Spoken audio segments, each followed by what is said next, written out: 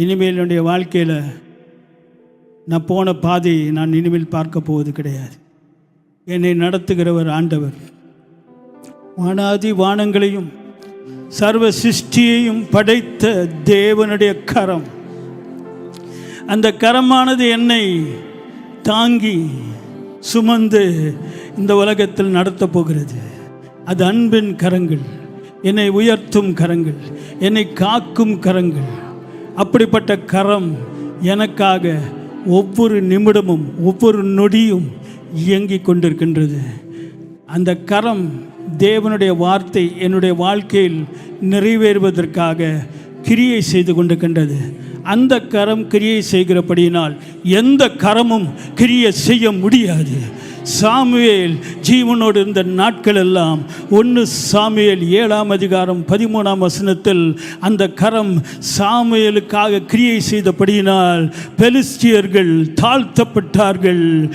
அவர்கள் இஸ்ரவேலின் எல்லைக்குள் வர முடியாதபடி அந்த கரமானது அவர்களுக்காக கிரியை செய்தது போல உங்கள் வாழ்க்கையிலும் அதே கரம், வானத்தையும் வானாதி வானங்களையும் உண்டாக்கின அதே வல்லமையான கரம் உங்களுக்காக நிச்சயமாக செயல்பட போகிறது.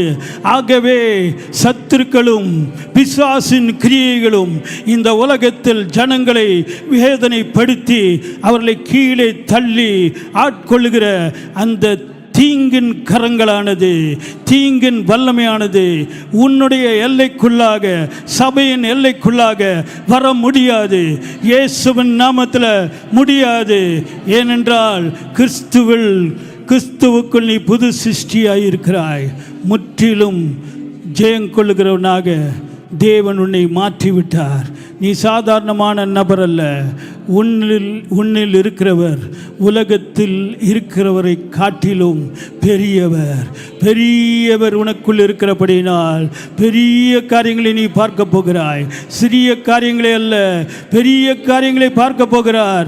யோவேல் 2:21 தேசமே, சபையே, விசுவாசியே, உன் பேரை அந்த இடத்தில் வைத்துக்கொள். பயப்படாதே, நீ பயந்து கொண்டிருக்கின்றாய். கர்த்தர் சொல்லுகிறார், பயப்படாதே, என்னால் தெரிந்து கொள்ளப்பட்டவனே, அன்பின் சிருஷ்டியே, உனக்காக ஜீவனை தந்தேனே, பயப்படாதே. அதற்கு பதிலாக மகிழ்ந்து களி கூறு. சாதாரணமான களி கூறுதல் அல்ல, மகிழ்ந்து களி கூறு. ஏனென்றால் கர்த்தர் சொல்லுகிறார், நான் உன் வாழ்க்கையில் பெரிய காரியங்களை செய்வேன்.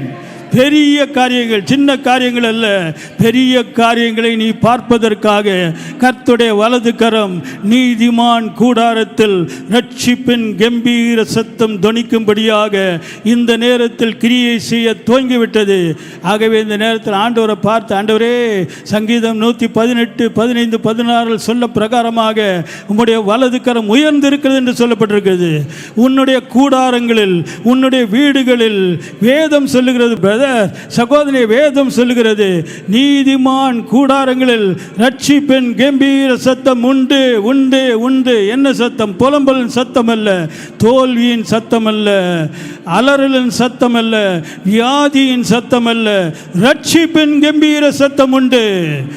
ஏனென்றால் கர்த்தரின் வலது கரம் பராக்கிரமம் செய்யும். 16 கர்த்தரின் வலது கரம் உயர்ந்திருக்கிறது. உன்னுடைய வீட்டில் உயர்ந்திருக்கிறது, உன்னுடைய பிள்ளைகள் வாழ்க்கையில் உயர்ந்திருக்கிறது, வேலை ஸ்தலத்தில் உயர்ந்திருக்கிறது. நீ பிஸ்னஸ் பண்ணுகிறாய் அல்லவா, அந்த பிஸ்னஸில் உன் நிமித்தம் உயர்ந்திருக்கிறது. ஆகவே உனக்கு விரோதமாக எந்த திட்டமும் பலிக்காது. உனக்கு விரோதமாக எழும்புகிற ஆயுதங்கள் வாய்க்காது. சாத்தானுடைய சதி திட்டங்களை அந்த வலது கரமானது அழித்து போடுகிறது இயேசுவின் நாமத்தில். இப்பொழுது ஆண்டவர் நோக்கி மகிழ்ந்து களிக்கூறு. ரட்சிப்பின் கம்பீர சத்தம் தொனித்து கொண்டே இருப்பதாக. நல்ல நாட்கள் துவங்கிவிட்டது. வேதத்தின் வல்லமையை ருசி பார்க்கும் நாட்கள் துவங்கிவிட்டது.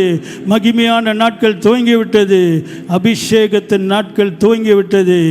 நிச்சயமாகவே ஜீவனுள்ளோர் தேசத்தில் கர்த்தரின் நன்மையை நீ ருசி பார்ப்பாய். ஆண்டவர் தாமே உன்னை ஆசீர்வதிப்பாராக.